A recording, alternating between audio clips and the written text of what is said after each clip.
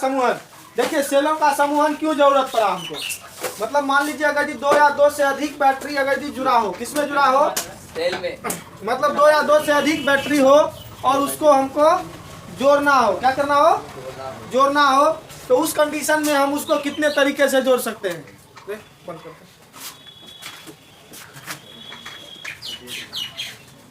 देखिए grouping of cell, मतलब जब 2 या 2 से अधिक सेल, जब 2 या 2 से अधिक सेल का विद्युत धारा या फिर विद्युत वाहक बल मतलब ईएमएफ, ऐच्छिक ईएमएफ मान निकालना हो तो उसे कितने टाइप से जोड़ा जाता है, 3 टाइप से। कौन कौन, एक था सीरीज ग्रुपिंग है, एक पैरेलल ग्रुपिंग है और एक मिक्स ग्रुपिंग है। तो लिखिए सबसे पहले ग्रुपिंग ऑफ सेल, लिखिए 2 या 2 से अधिक सेल द्वारा,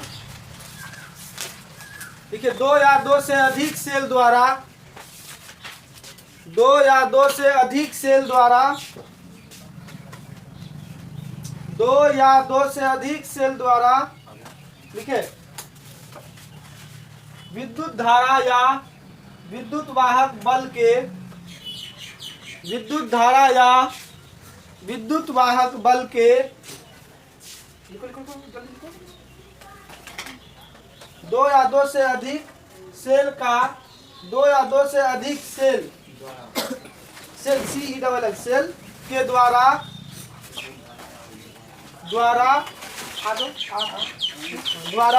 विद्युत धारा या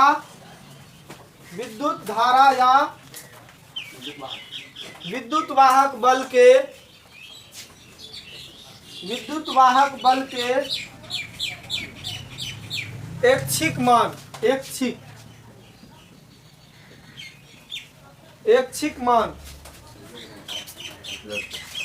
ऐच्छिक मान को प्राप्त करने के लिए इसे जोड़ा जाता है। इसे क्या किया जाता है बाबू, जोड़ा जाता है। क्या किया जाता है बाबू, जोड़ा जाता है। लिखिए पैराग्राफ चेंज करके लिखिए इसी लाइन में। ऐच्छिक मान प्राप्त करने के लिए जोड़ा जाता है, इसे जोड़ा जाता है। लिखे पैराग्राफ चेंज करके लिखिए, सेल को 3 प्रकार से जोड़ा जाता है, सेल को 3 प्रकार से जोड़ा जाता है।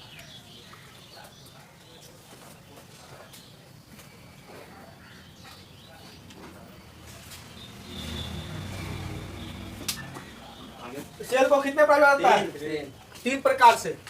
1 नंबर में लिखिए सीरीज ग्रुपिंग, मतलब श्रेणी क्रम।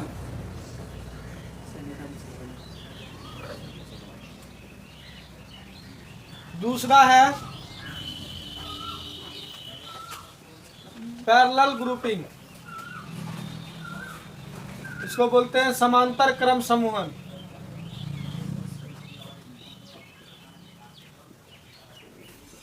और तीसरा है मिक्स्ड ग्रुपिंग, इसको बोलेंगे मिश्रित समूहन।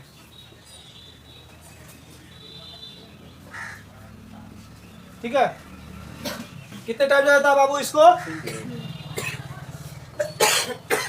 इसको 3 टाइप जाता है। पहला है सीरीज ग्रुपिंग, दूसरा पैरेलल ग्रुपिंग, तीसरा मिक्स ग्रुपिंग। अब इसको सबको हम बारी बारी से हम देखेंगे, सबको बारी बारी तरीके से देखेंगे। उसमें सबसे पहला हेडिंग आपको देना पड़ेगा सीरीज ग्रुपिंग। ठीक है, क्या देना पड़ेगा बाबू, सीरीज ग्रुपिंग।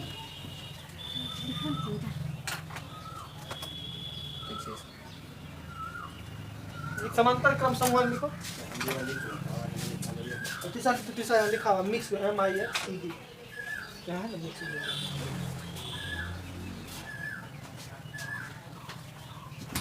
सबसे पहला हेडिंग दीजिए सीरीज ग्रुपिंग का, दिए लिखिए सीरीज ग्रुपिंग 1 नंबर में।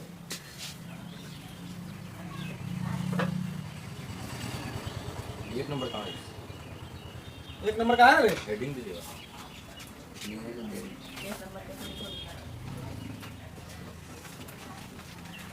श्रेणी क्रम समूहन। देखिए सीरीज ग्रुपिंग किसको कहेंगे, ठीक है। देखिए सीरीज ग्रुपिंग क्या होता है, जब 2 या 2 से अधिक सेल जुड़ा तो होगा अब उसके लिए हमको विद्युत धारा या विद्युत वाहक बल का ऐच्छिक मान निकालने के लिए उसको कितने टाइप में आता है? 3 टाइप में। अब पहला सीरीज ग्रुपिंग पढ़ रहे हैं, तो सीरीज ग्रुपिंग कैसा होगा उसको पहचानने का तरीका है।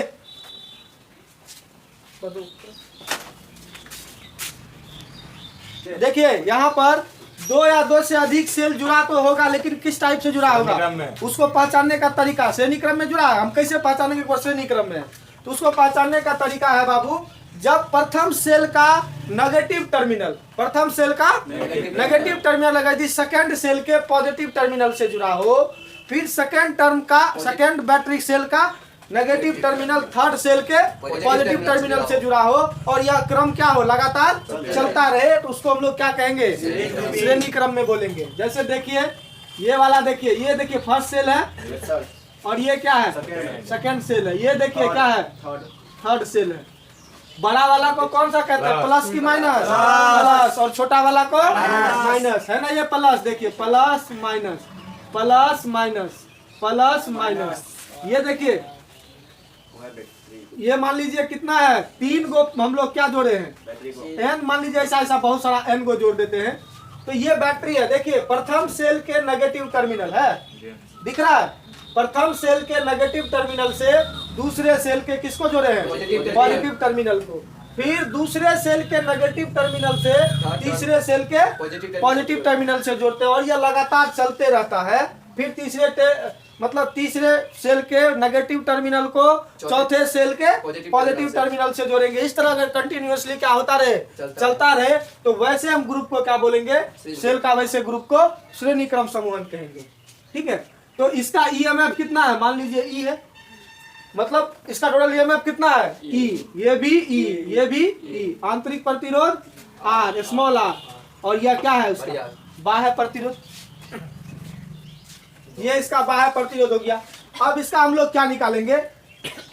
ऐच्छिक मान, विद्युत धारा का ऐच्छिक मान बोलो, या फिर ईएमएफ का ऐच्छिक मान बोलो, इजीली वैसे निकल जाएगा। देखिए यदि, और यहाँ पर कितना सेल जुड़ा हुआ है इसमें? मान लो n, 3 नहीं, n सेल जुड़ा हुआ है, हम n सेल मान लेते हैं। ठीक है, यदि n सेल किसमें जुड़ा हो? श्रेणी क्रम में जुड़ा हो। किसमें जुड़ा हो? श्रेणी क्रम में जुड़ा हो। ठीक है, जुड़ा हो। अब देखिए इस कंडीशन में क्या होगा? E बराबर क्या होगा? प्रत्येक सेल का क्या है? यह प्रत्येक सेल का क्या है बउआ? ईएमएफ है, विद्युत वाहक बल है। और R बराबर आंतरिक प्रतिरोध, प्रत्येक सेल का आंतरिक प्रतिरोध है। और एन ई बराबर क्या होगा? कुल ईएमएफ हो जाएगा, तीनों को जोड़ देंगे ई को। फिर उसके बाद एन आर बराबर क्या होगा? कुल आंतरिक प्रतिरोध, क्योंकि प्रतिरोध किसमें जुड़ा है? श्रेणी क्रम में। श्रेणी क्रम में जुड़ता है तो directly R1 plus R2 plus R3 कर देते हैं, तो इसलिए कुल आंतरिक प्रतिरोध एन तो रेसिस्टेंस है, तो एन इंटू आर, तो कुल आंतरिक प्रतिरोध हो गया। और R बराबर बाह्य प्रतिरोध, मतलब बाहर का प्रतिरोध। तब धारा बराबर क्या होता है? कुल ईएमएफ क्या होता है? ईएमएफ मतलब V बाय आई होता है, कुल विभव बट्टा कुल प्रतिरोध। V बाय आर नहीं होता, आई बराबर रे कुल प्रतिरोध हो गया, कुल प्रतिरोध। तो आई बराबर क्या होगा? कुल ईएमएफ कितना है इसका? एन ई बट्टा कुल प्रतिरोध क्या है? यो ना जोड़ेगा रे, बड़ी आर प्लस एन आर। अब बड़ी आर और एन आर डायरेक्टली कैसे जुड़ गया?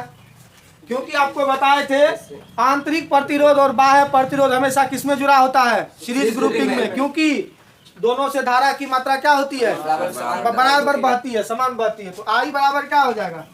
एन ई बट्टा आर प्लस एन आर। ये तो हो गया, ये किसका फॉर्मूला निकल गया?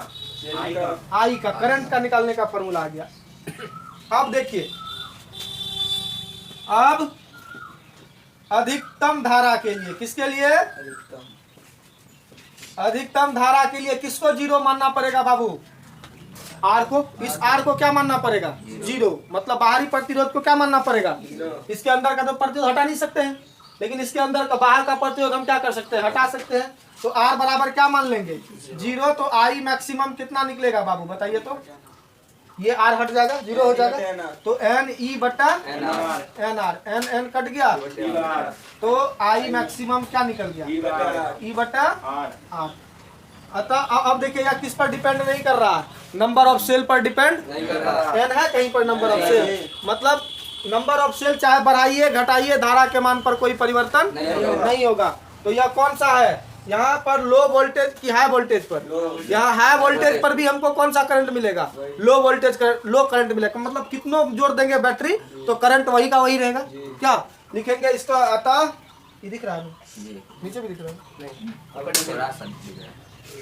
इसमें क्या लिखेंगे, अतः हाई वोल्टेज पर, हाई वोल्टेज पर कौन करंट देगा, लो करंट देगा। समझे बात को। अब इसका एनालिसिस देख लेते हैं, क्या देख लेते हैं बाबू, एनालिसिस, विश्लेषण भी हम लोग जान लेते हैं इसका, ठीक है। पहला विश्लेषण ए में, यह इफ यदि आर काफी बड़ा हो किससे, एन आर से, किससे बड़ा हो, एन आर से, मतलब बैटरी नया होगा कि पुराना, हाँ? अगर यदि बाहरी प्रतिरोध क्या है ज्यादा है किससे, आंतरिक प्रतिरोध से, तो बैटरी नया है कि पुराना, बैटरी नया होगा तब ना प्रतिरोध कम होगा। तो यहाँ क्या लिखेंगे, तब बैटरी क्या होगा, तब सेल क्या चीज होगा रे, नया होगा। देखो सेल, जब सेल नया होगा तो क्या सीरीज ग्रुप में जोड़ने से फायदा है, ये चीज देखते हैं हम लोग। तो आर बड़ा होगा तो ये एन आर को क्या कर देंगे हम लोग, नेगलेक्ट कर देंगे, क्या कर देंगे, नेगलेक्ट कर देंगे। तो आई बराबर क्या होगा, ये आर ये एन आर कैंसिल हो जाएगा, तो क्या बचेगा एन ई बटा आर। अब यहाँ देखिए क्या चीज हो गया, आई डायरेक्टली प्रोपोर्शनल किसका है, नंबर ऑफ सेल का, मतलब नंबर ऑफ सेल है ना एन है जी, तो नंबर ऑफ सेल अगर यदि बढ़ेगा तो धारा का मान भी क्या होगा, बढ़ेगा। नंबर ऑफ सेल भी बढ़ेगा तो धारा का मान भी बढ़ेगा। कहने का सिंपल सा अर्थ है, अगर हम 3 के बदले 5 सेल लगा देंगे तो जितना नंबर बढ़ेगा उतना करंट का वैल्यू बढ़ेगा, मतलब आई प्रोपोर्शनल क्या हो गया। हाँ, तो यह उपयोगी है कि नहीं है, उपयोगी है, लिखेंगे अतः यह उपयोगी कनेक्शन है। कौन कनेक्शन है, उपयोगी कनेक्शन है। फिर चलते हैं बी नंबर में बउआ, बी नंबर में चलेंगे तो क्या होगा, यदि आर से काफी बड़ा हो कौन, एन आर, तो सेल नया होगा कि पुराना, हाँ, तो सेल क्या होगा, मतलब आंतरिक प्रतिरोध अब बढ़ गया, बाहरी प्रतिरोध, तो सेल फ्रंट के सेल में ना गड़बड़ होता है, तो सेल क्या होगा, पुराना होगा। क्या होगा, सेल बैटरी क्या होगा, पुराना। तो उस कंडीशन में आई इज, तो ये एन आर को रहने देंगे और इस आर को क्या करेंगे, कैंसिल कर देंगे। तो आई बराबर क्या होगा, एन ई बटा एन आर होगा रे। तो यहाँ देखिए एन एन कैंसिल हो गया, तो आई बराबर क्या हो गया, ई बटा आर। यानी कि देखिए यह डिपेंड कर रहा है, I does not depends on an पर, मतलब नंबर ऑफ सेल पर डिपेंड नहीं कर रहा है, मतलब पुराना सेल को जोड़ने पर सीरीज ग्रुप में कोई फायदा नहीं है। तो हम लोग यहाँ क्या लिखेंगे, अतः यह कौन सा है, यह यूजलेस है, यूजलेस कनेक्शन है। जल्दी से इसको लिखिए, जल्दी स्क्रीनशॉट लीजिए, फिर अगला देखते हैं। वहाँ भी तो यह निकला आई मैक्सिमम। देखिए समांतर क्रम समूहन किसको कहेंगे, वो भी किसका, सेल का। सेल का जो पैरेलल ग्रुपिंग होता है वो कैसे होता है, ठीक है। तो सेल देखिए, सेल का पैरेलल ग्रुपिंग हम लोग किसको कहेंगे, कैसे समझेंगे कि कोई सेल पैरेलल ग्रुपिंग में जुड़ा है, मतलब समांतर क्रम में जुड़ा हुआ। उसको समझने के लिए हम लोग उसके नियम को फॉलो करते हैं। उसका नियम क्या कहता है कि प्रत्येक सेल का पॉजिटिव टर्मिनल एक पॉइंट पर होगा और प्रत्येक सेल का नेगेटिव टर्मिनल कहाँ होगा, एक पॉइंट पर होगा। तो वह कौन सा ग्रुप कहलाता है, पैरेलल ग्रुप। जैसे देखिए यहाँ पर हम लोग दिखा देते हैं, मान लीजिए यह कोई सेल है,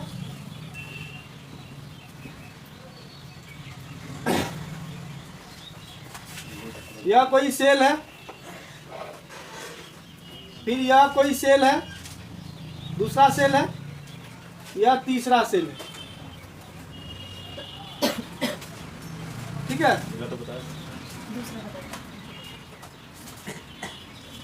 यह तीसरा सेल है। मतलब 3 सेल का मतलब तीनों सेल का देखिए पॉजिटिव टर्मिनल कहाँ है, एक पॉइंट ए पर है, और तीनों सेल का नेगेटिव टर्मिनल कहाँ है, पॉइंट बी पर है ना।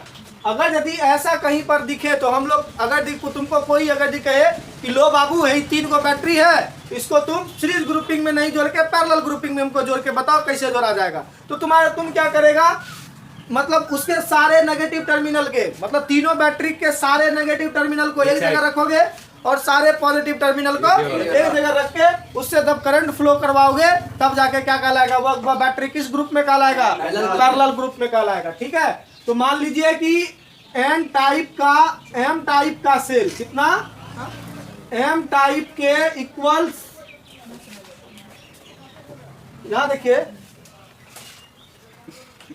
एन टाइप के इक्वल से इसके बाद बोलिए एम टाइप का, ठीक है, मतलब एम इक्वल टाइप का सेप, क्या चीज इक्वल टाइप का सेल जो है वह किस में जुड़ा हुआ है, पैरेलल में जुड़ा हुआ है, और इब्री का ईएमएफ कितना है, ई है, और इब्री का इंटरनल रेसिस्टेंस स्मॉल आर है, और लोड रेसिस्टेंस कितना है, बड़ी आर है। तो यहाँ लिखेंगे, तो सबसे पहले इसको लिखेंगे, कैसे लिखेंगे कि हम समझने के लिए कि यह पैरेलल ग्रुपिंग में है। तो सबसे पहले लिखिए जल्दी से, 2 या 2 से अधिक, 2 या 2 से अधिक,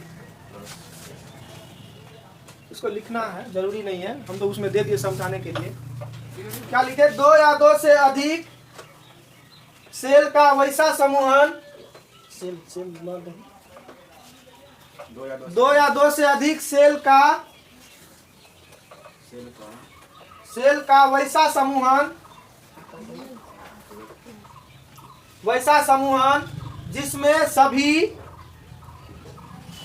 जिसमें सभी पॉजिटिव टर्मिनल, जिसमें सभी पॉजिटिव टर्मिनल, जिसमें सभी पॉजिटिव टर्मिनल, आगे लिखे जी सर, सभी पॉजिटिव टर्मिनल एक बिंदु पर तथा सभी नेगेटिव टर्मिनल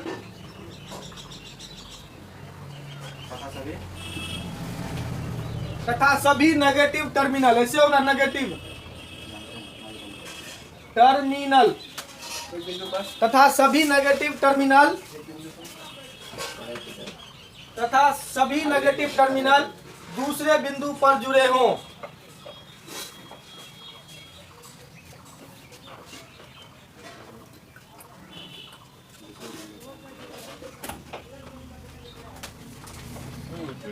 दूसरे बिंदु पर जुड़े हो समांतर क्रम समूहन कहलाता है। समांतर क्रम समूहन कहलाता है। कौन सा ग्रुपिंग कहलाएगा बउआ? पैरेलल ग्रुपिंग कहलाएगा। अब देखिए हम इसको बनाते हैं। यदि एम सेल किसमें जुड़ा हो? समांतर क्रम में जुड़ा हो। किसमें हो बाबू? समांतर क्रम में जुड़ा हो। जब जुड़ा होगा तब ई बराबर क्या होगा? ई बराबर प्रत्येक सेल का क्या है? यह प्रत्येक सेल का ईएमएफ है। आर क्या है? प्रत्येक सेल का आंतरिक प्रतिरोध। सही बात है, कोई दिक्कत? प्रत्येक सेल का आंतरिक प्रतिरोध। और फिर ई बराबर क्या होगा बताइए? इसमें क्या होगा? ई बराबर, हाँ, अब इसका टोटल ईएमएफ भी क्या हो जाएगा? ई हो जाएगा, क्योंकि एक ही विभवांतर के अंदर यह क्या है? पेज फंसा हुआ है इसका। तो मतलब यह टोटल कुल क्या हो गया? कुल ईएमएफ है। क्या है? कुल ईएमएफ है। और अब यह प्रतिरोध किस में जुड़ा हुआ? आंतरिक प्रतिरोध किस ग्रुप में जुड़ा हुआ है? पैरेलल ग्रुप में। पैरेलल ग्रुप में क्या होता है फॉर्मूला? प्रतिरोध को कैसे जोड़ते हैं? 1/R1 + 1/R2 + 1/R3। तो यहाँ पर क्या हो जाएगा? मतलब समान वाला है ना रे, समान प्रतिरोध वाला है ना, तो आर आर आर 3 को जुड़ा हुआ है तो क्या होगा R/3 होगा ना। जैसे जोड़ेंगे 1/r पढ़ाए थे ना पैरेलल ग्रुपिंग, तो यहाँ पर क्या इन तीनों का एलसीएम r था ना, तो ये 3 तो 1/rp बराबर होता था ना, ये rp बराबर क्या हो जाएगा r/3 मतलब तो r क्या हो जाएगा n होगा ना, r/n। तो यहाँ पर r/n n बराबर क्या हो जाएगा, r/n बराबर कुल आंतरिक प्रतिरोध होगा ना, कुल आंतरिक R बराबर क्या है, बाह्य प्रतिरोध। ठीक है, कुल आंतरिक प्रतिरोध और ये क्या हो गया, बाह्य प्रतिरोध। तब देखिए यहाँ पर क्या होगा, तब धारा बराबर कैसे होगा, कुल ईएमएफ बट्टा क्या हो जाएगा, कुल प्रतिरोध नहीं होता है रे, V/I।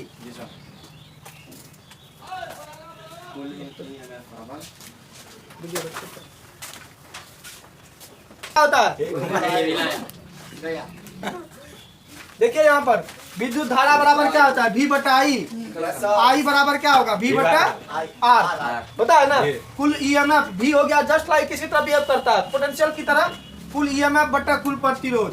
तो I बराबर क्या होगा बाबू बताइए, तो कुल ईएमएफ कितना है इसका, EN है रे, E बट्टा कुल प्रतिरोध कितना है, R प्लस R/N।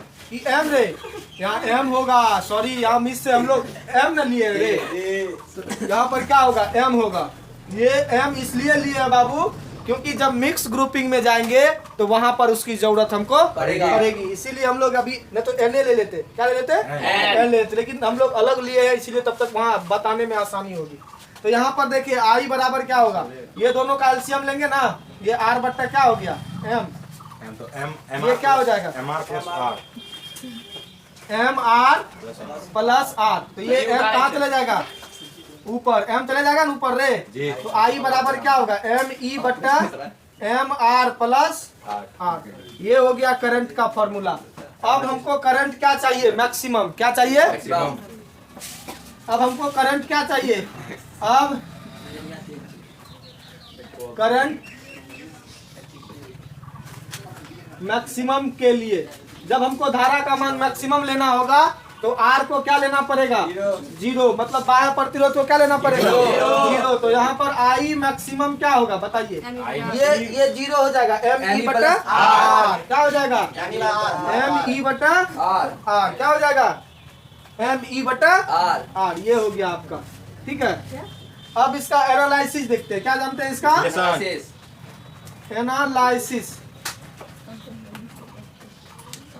विश्लेषण। इसका विश्लेषण क्या होगा बताइए, फर्स्ट नंबर A नंबर में, यदि R काफी बड़ा हो R बटा N से, M से R बटा M से, तब सेल पुराना होगा कि नया, नया होगा, सेल नया होगा, बाहरी प्रतिरोध बड़ा हो, सेल क्या होगा, तब सेल नया होगा। जब सेल नया होगा तो क्या होगा, I इज इक्वल टू ये खत्म हो जाएगा, ये खत्म हो जाएगा ना, तो यहाँ क्या होगा, ME बटा MR, M कैंसिल हो गया, तो I बराबर क्या हो गया, E बटा R। अब E बटा R जो है यह क्या नंबर ऑफ सेल के प्रोपोर्शनल है, नहीं है, तो मतलब I चूंकि I does not depend from number of cell, मतलब अगर यदि सेल नया हो तो उसको समांतर क्रम में जोड़ने से कोई फायदा नहीं है। क्यों नहीं है, क्योंकि यह उसकी संख्या पर निर्भर नहीं करता। फिर B नंबर चलते हैं, तो यहाँ क्या लिखेंगे, अतः यह यूजलेस है, क्या है, यूजलेस कनेक्शन है। फिर चलते हैं D नंबर में, दिख रहा है, यदि R से काफी बड़ा हो R बटा M, तो यहाँ पर ये कैंसिल हो जाएगा, तो इस कंडीशन में सेल क्या होगा, पुराना होगा। तब सेल क्या होगा, पुराना होगा। तब इस कंडीशन में I बराबर क्या होगा, ME बटा R हो जाएगा, ये तो 0 हो जाएगा, ME बटा R। यहाँ देखिए क्या चीज हो गया, तो फिर यहाँ आई डायरेक्टली प्रोपोर्शनल किसका हो गया? एम का। नंबर ऑफ सेल का, मतलब जितना अधिक सेल जोड़ेंगे पुरनका उतना अधिक करंट देगा। मतलब जितना अधिक पुरनका बैटरी जोड़ेंगे उतना अधिक यह क्या देगा? करंट देगा। तो यह क्या होगा? आता यूजफुल है, नहीं आता यूजफुल है। यह उपयोगी कनेक्शन है। क्या है? कनेक्शन है। यह उपयोगी कनेक्शन। जल्दी से इसका स्क्रीनशॉट लीजिए।